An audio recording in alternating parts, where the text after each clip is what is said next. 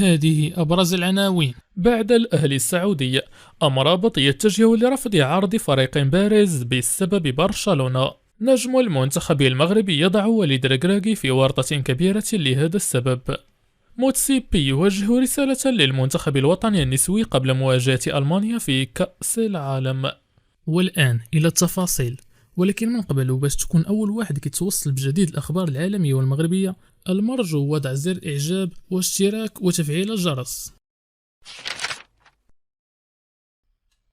بعد الأهلي السعودي، أمرابط يتجه لرفض عرض فريق بارز بسبب برشلونة.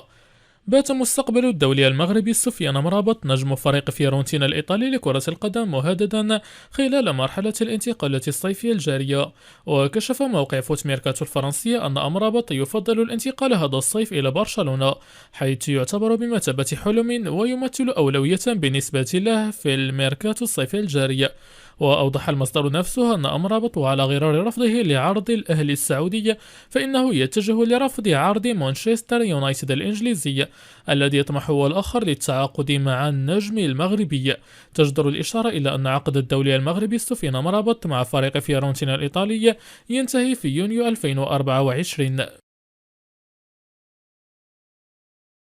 نجم المنتخب المغربي يضع وليد ركراكي في ورطة كبيرة لهذا السبب. وضع اللاعب حكيم زياش نجم المنتخب المغربي الناخب الوطني وليد ركراكي في ورطة بعدما أصبح يواجه مستقبلا مجهولا على إثر قرار الأرجنتيني موريسي بوكيتينيو مدرب نادي تشيلسي الإنجليزي استبعاده من قائمته الأساسية وعدم مشاركته في جولة الفريق الخارجية استعدادا للموسم القادم. ومنذ أن تألق بمونديال قطر رفقة الأسود بأدائه البطولي، تعرض زياش لصدمتين بعدما خاب أمله في الالتحاق بفريق باريس سان جيرمان الفرنسي في الميركاتو الشتوي الماضي بسبب تأخر إدارة ناديه في إرسال الوثائق الرسمية خلال الساعات الأخيرة قبل إغلاق سوق الانتقالات. وتلقى زياش الصدمة الثانية بداية الميركاتو الصيفي حين فشلت صفقة الانتقال لنادي النصر السعودية بعد تراجعه عن التعاقد معها. وذكرت تقارير بريطانية في وقت سابق أن 4 لاعبين من فريق تشيلسي من بينهم زياش لن يشاركوا في جولة الفريق في الولايات المتحدة الأمريكية استعدادا للموسم الكروي القادم. وبناء على تعليمات مدرب تشيلسي الجديد، فإن حكيم زياش وبيير إمريك أوباميانغ وروميلو لوكاكو لن يرافقوا الفريق في جولته الصيفية. وتضمنت التقارير أيضا أن تشيلسي قد استبعد اللاعبين من قائمته للموسم المقبل وينتظر قرارا نهائيا بشأن رحيلهم في فترة الانتقالات الصيفية. وكانت أخبار تفعيل إدارة تشيلسي قرار مدرب الفريق الجديد بإبعاد حكيم زياش من جولة الإعداد الصيفية في أمريكا قد أقلقت الناخب الوطني وليد ركراكي. وترددت أخبار تؤكد اهتمام نابولي الإيطالي بالتعاقد مع زياش، وكذلك فإن أندية تركية حاولت ضم النجم المغربي، ولكن واقعيا شكل تصرف تشيلسي الأخير ضربة قوية لطموحات زياش، خصوصا بعد أن حرمه ناديها من الانتقال إلى باريس سان جيرمان في الميركاتو الشتوي الماضي، وهي الضربة التي أثرت بشكل كبير على النجم المغربي حكيم زياش. موتسيبي يوجه رسالة للمنتخب الوطني النسوي قبل مواجهة ألمانيا في كأس العالم. أبدى باتريس موتسيبي رئيس الاتحاد الإفريقي لكرة القدم كاف تفاؤله بخصوص مشاركة المنتخبات الإفريقية المغرب وزامبيا وجنوب إفريقيا في نهائية كأس العالم للسيدات المقامة في دولتي أستراليا ونيوزيلندا في الفترة الممتدة ما بين 20 من يوليوز الجاري وال20 من غش المقبل. ووجه باتريس موتسيبي رئيس الاتحاد الإفريقي لكرة القدم كاف رسالة إلى المنتخبات الإفريقية النسوية المشاركة في نهائية كأس العالم في أستراليا ونيوزيلندا، وقال إنه فخور بهذه المشاركة وواثق من أن المنتخبات الإفريقية ستجعل القارة الإفريقية فخورة بكرتها النسوية، كما كانت فخورة بمشاركة منتخبات الذكور في نهائية كأس العالم بقطر، حيث كتب المنتخب المغربي التاريخ حسب رئيس الكاف.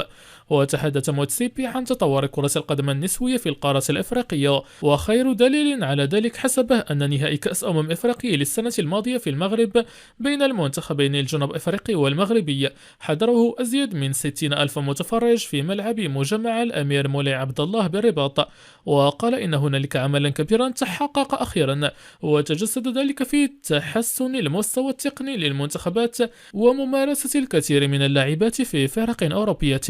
وكانت قرعة نهائية كأس أفريقيا أوقعت المنتخب المغربي في المجموعة الثامنة إلى جانب منتخبات ألمانيا، كوريا الجنوبية وكولومبيا، بينما يتواجد المنتخب الزامبي في المجموعة الثانية إلى جانب إسبانيا، اليابان وكوستاريكا، فيما المنتخب الجنوب أفريقي يتواجد في المجموعة السابعة إلى جانب منتخبات إيطاليا، الأرجنتين والسويد. بيدروس: مواجهة ألمانيا مفتاح تحقيق إنجاز تاريخي في المونديال.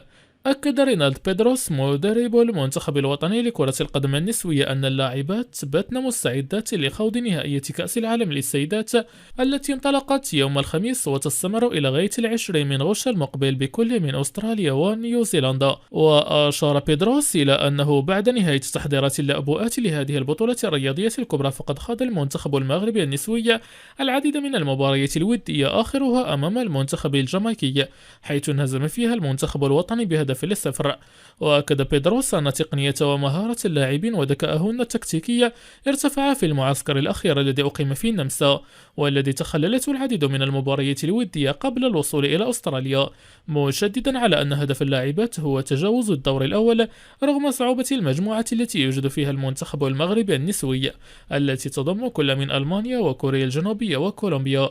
وتحدث بيدروس أن مواجهة ألمانيا في بداية مشوار المونديال تحفز اللبؤات على العمل أكثر، خصوصا أنهن سيواجهن منتخبا عتيدا ومثقلا بالألقاب. وقال بيدروس في تصريح لموقع الجامعة الملكية المغربية لكرة القدم أن هناك تفاؤلا كبيرا لدى العناصر الوطنية وكلهن رغبة في تحقيق إنجاز مشرف لكرة القدم الوطنية، سيما أن المباراة الأولى ستكون ضد ألمانيا، وأن تحقيق نتيجة إيجابية فيها سيكون كفيلا بتعبيد الطريق أمام اللبؤات من أجل التوقيع على مسار مهم في كأس العالم.